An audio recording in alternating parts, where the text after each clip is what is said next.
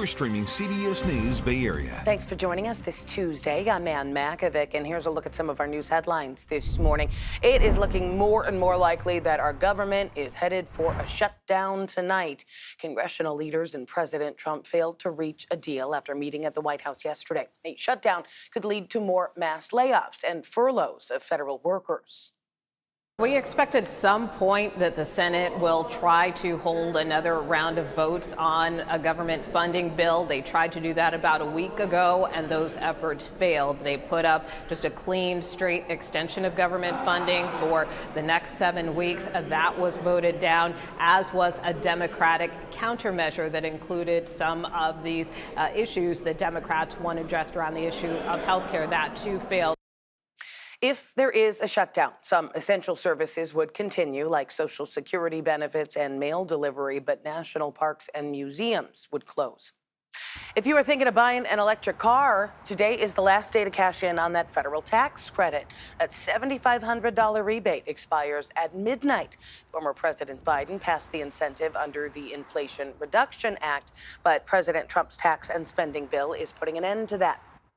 Nasty crash on 880 near Union City this morning. Our chopper captured the aftermath. A car and a big rig colliding near Alvarado Niles Road just before 7 a.m. You can see the extent of the damage there to the vehicles and the wall. No word yet on injuries. A house caught fire in San Jose overnight. This is at 2nd and Keys Street. You can see some melting right there on the roof. The cause of the fire is still under investigation. All right, let's get another check on our first alert forecast. Parts of the Bay Area could see a bit more rain tonight. Here's meteorologist Jessica Birch. It's another cool, cloudy day for us here in the Bay Area with on and off showers in the forecast into the evening hours today. At the same time, this cold front sweeps in from the north to the south, and it's going to be bringing in some cool, cloudy conditions and rainy skies at times as well. Daytime highs sitting below average in the 60s today in Fremont, 70s off into the East Bay near Concord. I mean, that puts us about 10 degrees below average today in Concord, about 2 degrees below average in places like the foothills near Morgan Hill and Los Gatos. I want to show you the rain, though. As we head into the afternoon hours today, we're for the most part catching a little bit of a break. Misty conditions on and off, but the bulk of these showers, the next cold front that sweeps through, comes in later tonight, early tomorrow morning. And at the same time, it wrings out most of its moisture over the North Bay. So our rainfall totals are going to be impressive in certain microclimates. We'll catch a break in others. Watch what happens as we head into the afternoon hours tomorrow. More rain sweeping in, this time from the south coast, places closer to Half Moon Bay, all the way over into Pacifica for that matter, gearing up for some heavy showers into the afternoon hours on Wednesday before we clear up into Thursday and Friday right around the corner. So from now until Thursday, we can see close to around 1/4 inch of rain in places like Mountain View and Fremont, all the way over into San Francisco as well. We're not done with this rain just yet, so keep the umbrella nearby. You're going to want it into the afternoon hours today and into the afternoon hours tomorrow. By Thursday, it looks a lot different, though. So let's take a quick look at what we can expect from now into Thursday, because daytime highs are still below average as we head into the rest of this week. We'll slowly start to warm up as we head into Friday and Saturday, back into the 80s with sunnier skies as we dive into this weekend, and a nice break from the rain, too. But hey, the rain has been well welcomed. As we head into the afternoon hours today, you're going to want to hold on tight to that umbrella, even along the bay. We'll have more on those rainfall totals coming up in just a bit. For now, back to you. Thanks, Jess. More now on the looming government shutdown. And if it does happen at midnight tonight, the impact is going to be felt here in the Bay Area. Veronica Macias has details from San Francisco. The last government shutdown considered to be the longest, going past 30 days, and National Park Service employees say it was disastrous for the country's national parks. So they're asking for places like Alcatraz to be closed if there is a national shutdown. Leaders with the Coalition to Protect America's National Parks say the last time there was a shutdown and parks were left open and unprotected, it was disastrous because they saw illegal camping, trash being left behind, with restrooms closed. There was even human waste in places there shouldn't be. But with the government shutdown, not everything could be disastrous for some time. There are things that fall under mandatory programs. Most Californians shouldn't worry about a federal shutdown impacting their Social Security benefits or their health care access. About 6.5 million Californians receive benefits through Social Security Administration, and those checks are expected to continue going out to people. And you'll be able to fly and take trains during a government shutdown, but also expect some delays. Members of the military, federal law enforcement, TSA agents, air traffic controllers, they would have to continue to work, but it would be without pay. Some experts also worrying about a government closure hurting the economy and postponing the release of important economic reports.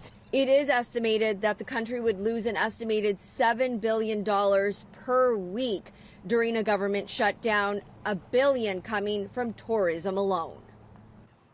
Well, Fleet Week is just days away in San Francisco, and if there is a government shutdown, U.S. Navy ships and military planes would be grounded. That means no military displays. But Fleet Week organizers say the show will go on. International ships and the Canadian snowbirds are still confirmed to perform. Economists estimate that a shutdown could cost the U.S. economy about $7 billion a week. Stay with us for updates on that potential shutdown on kpix.com and streaming on the free CBS News app. There has been a record-setting rush to buy electric vehicles this year before the federal tax credit expires tonight. State data shows through the first half of 2025, zero-emission vehicles made up more than 22% of all car sales here in California. That includes fully electric and plug-in hybrids. And the race to buy electric hit a high this week. Buyers have flooded dealerships hoping to cash in before the $7,500 rebate expires at midnight. When they started cutting down, I said, oh, here's my time frame. I'm going to get it before the end of September. Now, the bump in EV sales was enough to boost the entire auto market. According to auto website Edmunds, this quarter will likely be one of the strongest since before the pandemic in 2020. Now, today is also the last day EV owners can drive alone in the carpool lane. That clean air sticker perk ends tomorrow, along with toll discounts. But the CHP is not going to start ticketing right away. There is a 60-day grace period before they start issuing tickets. This morning, President Trump addressed a rare gathering of top military leaders at the Marine Corps Museum in Quantico, Virginia. Hundreds of generals and admirals were summoned from around the world to meet with him and Defense Secretary Pete Hegseth, without initially being told why. Hegseth promoted the new name, the Department of War, and announced a new directive that all combat positions, quote, return to the highest male standards.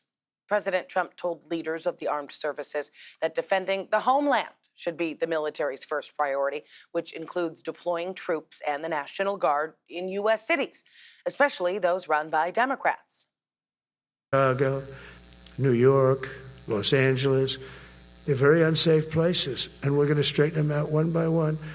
And this is going to be a major part for some of the people in this room. That's a war, too. It's a war from within.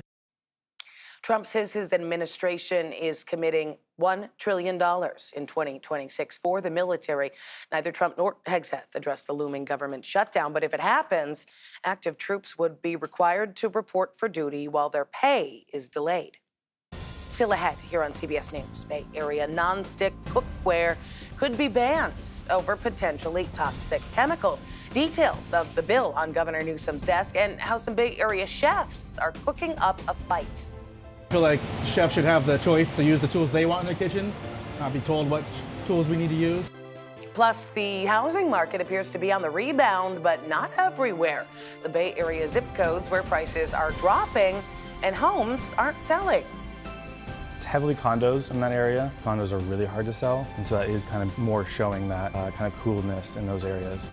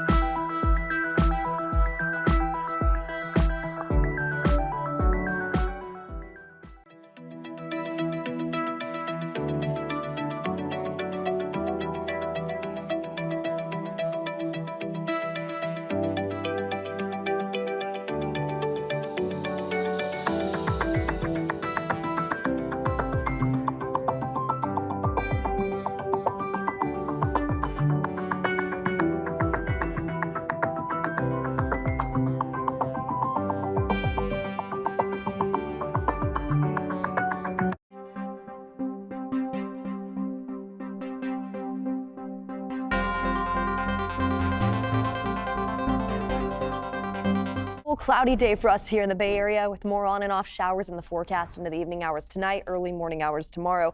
At the same time, as these storm systems move in from the north to the south, it's actually just a cold front. So that's the reason why we're gearing up for daytime highs below average once again. Low 70s today and tomorrow before we jump into the 80s in our inland spots by this weekend. At the same time, we're holding on tight to those low 70s in places like the Bay, Oakland, San Francisco. Day by day, we're dealing with cloudy skies in the morning, clearing up into the afternoons each day. A bill on Governor Newsom's desk could ban some kitchen tools. The goal is to try to get rid of so-called forever chemicals, including Teflon used in nonstick pots and pans. Studies have shown they can cause adverse health effects like cancer or reproductive issues. But the potential ban on nonstick cookware has some in the restaurant industry up in arms, with celebrity chefs and Hollywood stars speaking out. Brad Hamilton has more on the kitchen debate that is heating up.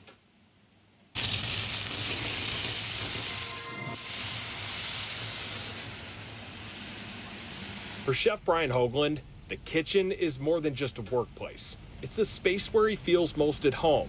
But now, he worries that some of the tools that he's relied on for years could be taken away. Part of my opinion is I feel like chefs should have the choice to use the tools they want in the kitchen, not be told what tools we need to use. And that fear stems from a law now sitting on Governor Gavin Newsom's desk. Senate Bill 682 would ban the sale of nonstick cookware and other kitchen products made with a group of chemicals called PFAS, commonly referred to as the forever chemical. Arlene Bloom, an environmental health scientist at UC Berkeley, has spent years tracking their impact. These chemicals never break down, ever, and all the ones that have been studied are known to be harmful. So you only want to use a chemical like that if there's no substitute. The author of the bill, State Senator Ben Allen of LA County, says the initial legislation aimed to eliminate any product made with PFAS. But to get a deal done, they started with several categories that have been phased out elsewhere, including nonstick cookware. Every single product that we're looking to phase out in our bill has already been successfully phased out in at least one other state in the country, in many cases, many other states. The bill is drawing high-profile supporters, including actor Mark Ruffalo, who played a lawyer facing off against a PFAS manufacturer in the film Dark Waters.